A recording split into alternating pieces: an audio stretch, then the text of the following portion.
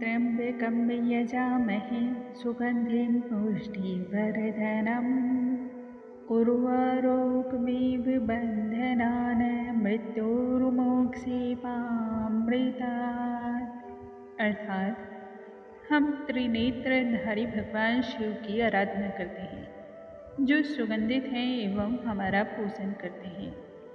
ठीक उसी भांति जैसे फल शाखा के बंधन से मुक्त हो जाता है, वैसे ही हम भी मृत्यु और नश्वरता से मुक्त हो जाएं।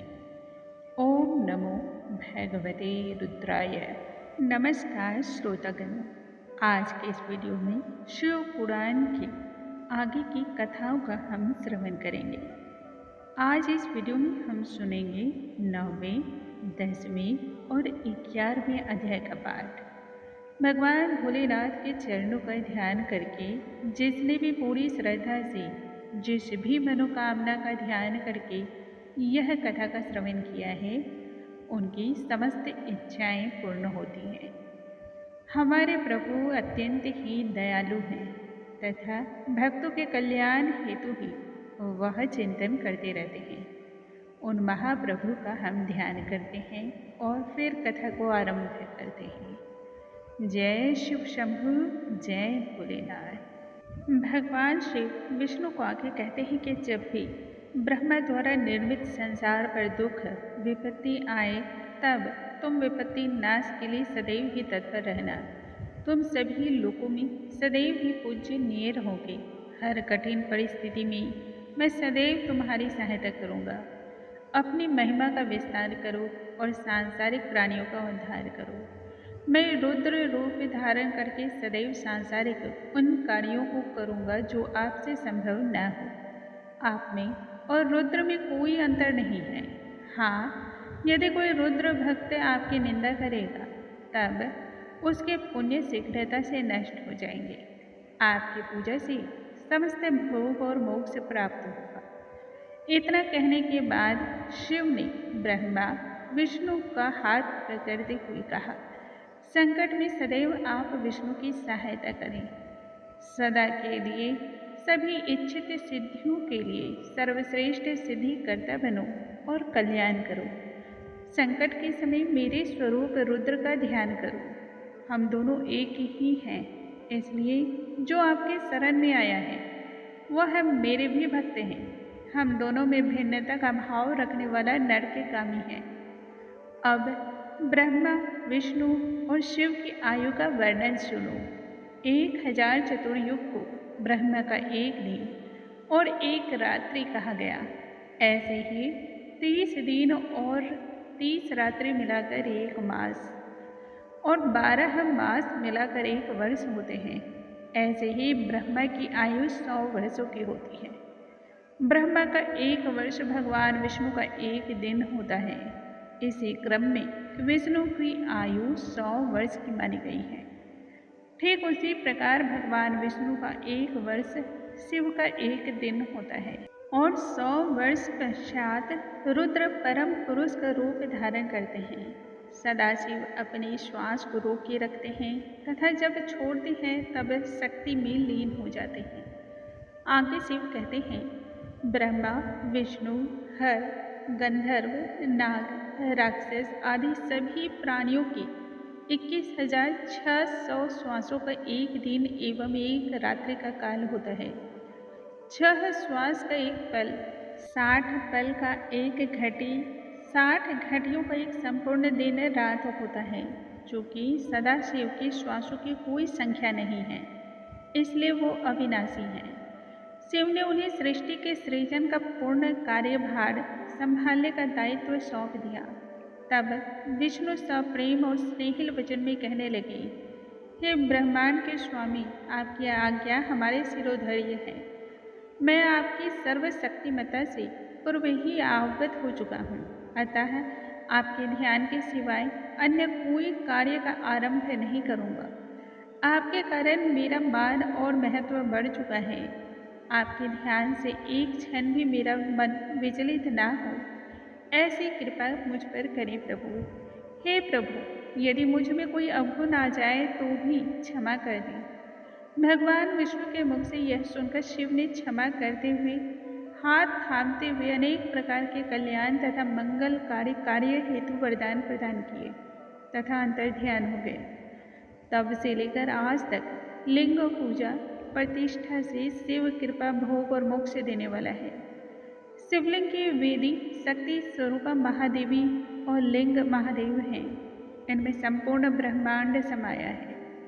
जो मनुष्य शिवलिंग के समक्ष बैठ करके इस परम पवित्र कल्याण में कथा का वाचन कर लेता है, श्रवण या इनके गुणों को गाता है, वह 6 मास में ही शिव रूप में विलीन हो जाता है।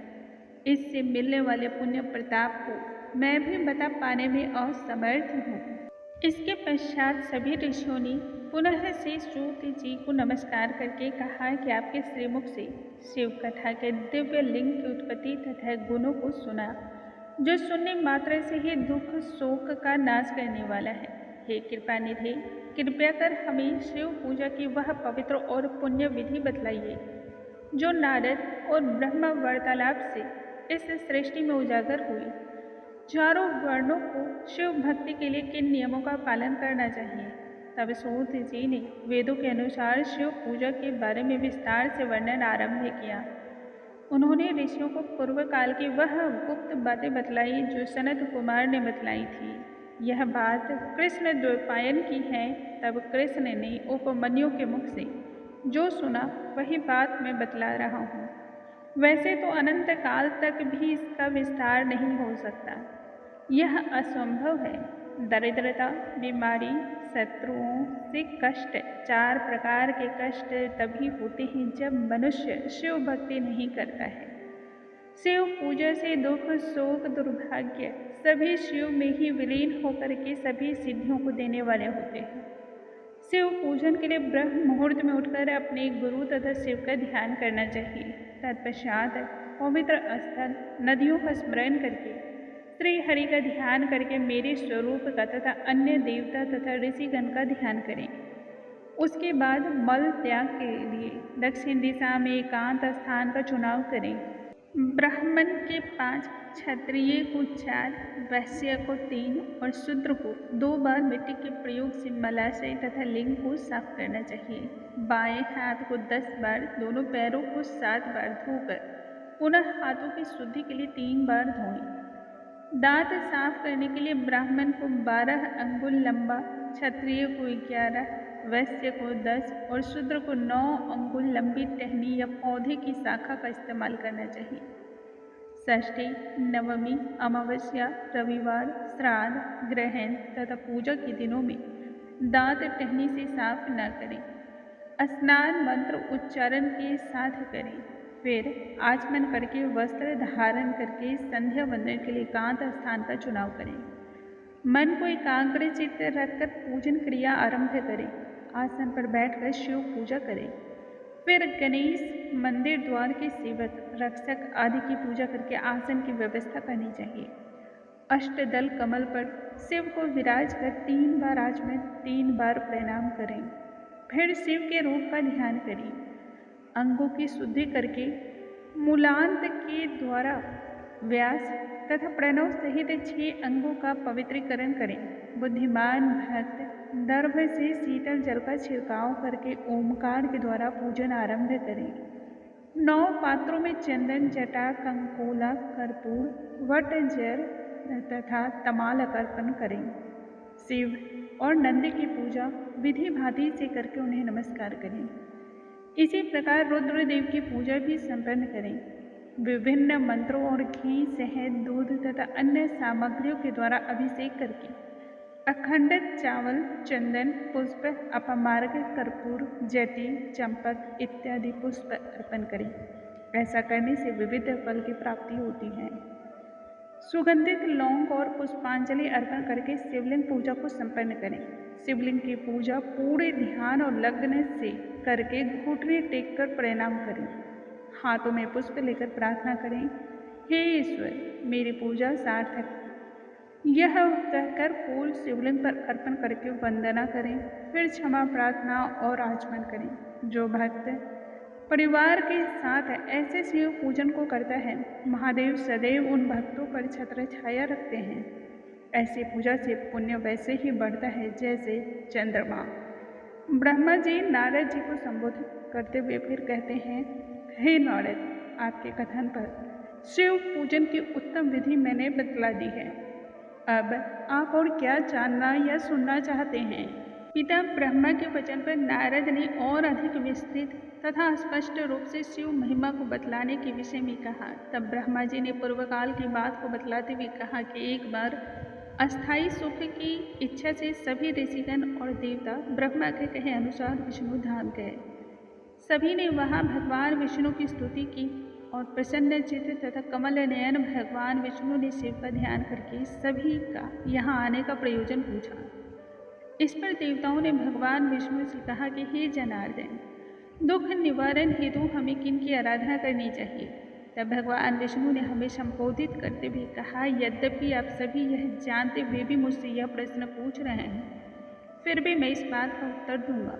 शिव पूजा से सभी का कल्याण होता है, चाहे वह देव हो या मनुष्य। इस संदर्भ में उदाहरण देते हुए उन्होंने तारा के पुत्र के विषय में बतलाया, जो शिव पूजा से रहित होने पर सगे संबंधियों सहित नष्ट हो गए। शिवलिंग की पूजा से सत्पुरुष, देवता और दैत्य जीवन दान पाते हैं।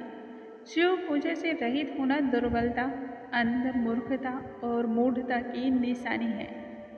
भव्य भवन, आभूषण, सर्वगुण संपन्न स्त्रियां, तेजस्वी स्वस्थ शरीर, पद, प्रतिष्ठा तथा अन्य सभी सुखों की पूर्ति के लिए सबसे सरल और उत्तम मार्ग है शिव भक्ति।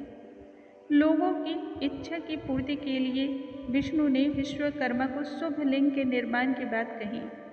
विष्णु के आदेश पर विश्वकर्मा ने लिंग का निर्माण किया। सभी देवों को उनके अनुरूप लिंग फिर प्रदान किया गया।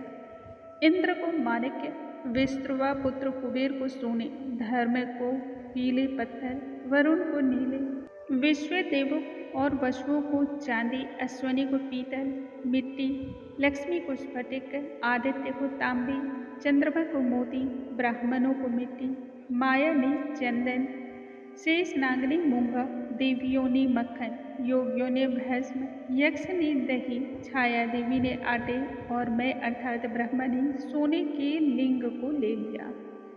बाण तथा अन्य सभी के लिए बाण या पोड़ के लिंग की पूजा का विधान बतलाया गया। लिंग प्राप्त करके सभी अपने धाम पर प्रस्थान कर गए। फिर मैंने अपने स्थल पर पहुंचकर शिव पूजा की उत्कृष्ट विधि बतलाई, जो सांसारिक सुख एवं मोक्ष को देने वाली है। प्रत्येक व्यक्ति अपनी जाति और सामर्थ्य के अनुसार दान करे। तपो यज्ञ से श्रेष्ठ कर्म यज्ञ, कर्म यज्ञ से श्रेष्ठ जप यज्ञ, जप यज्ञ से श्रेष्ठ तप यज्ञ का मार्ग बतलाया गया है। ब्राह्मण लिंग दो प्रकार के हैं, बाह्य अर्थात स्थूल एवं आंतरिक अर्थात सूक्ष्म लिंग। सूक्ष्म लिंग को वश में न कर पाने पर बाह्य लिंग की पूजा करनी चाहिए। गृहस्थ जीवन व्यतीत कर रहे व्यक्ति को कर्मों से उसी प्रकार नहीं बांधा जा सकता जैसे कीचड़ में स्थित कमल कीचड़ या जल से। भगवान शिव की सच्ची आस्था आंतरिक तौर पर होनी चाहिए। ऐसे लोगों के लिए प्रतिमाएं भला किस काम की। मूर्ति पूजा वह सीढ़ी है जो लक्ष्य तक पहुंचने का सरल माध्यम है। जब तक सच्चा भाव और ज्ञान प्राप्त न हो जाए तब तक मूर्ति पूजा करें। भक्तिपूर्वक पूजा से पाप दूर रहता है। देवताओं की पूजा से मन, शरीर, वाणी पर पड़ा मैल उसी प्रकार झड़ जाता है जैसे गंदे कपड़े पर रंग नहीं चढ़ता। पूर्ण ज्ञान से परम ब्रह्म की प्राप्ति होती है, जो सभी भेदभाव, दुख, संताप, शत्रु को नष्ट कर देती है। गृहस्थ जीवन न जीने वाले पुरुष की प्रशंसा देवता, ऋषिगण और शिव भी करते हैं। इनके दर्शन मात्र से पवित्रता प्राप्त होती है। शिव वृक्ष के जड़ के समान है। इनकी पूजा से शाखाएं, पत्ते हरे भरे हो जाती हैं। अर्थात शिव पूजा से सभी देवी देवता प्रसन्न होते हैं। इसलिए सभी इच्छाओं की पूर्ति के लिए कल्याणकर्ता भगवान शिव की पूजा करनी चाहिए। सभी जीवों के कल्याण की इच्छा रखने वाले को तथा समस्त कामनाओं की पूर्ति के लिए शिव पूजा ही एकमात्र आधार है। बोलो जय शिव शंभु, जय भोलेनाथ।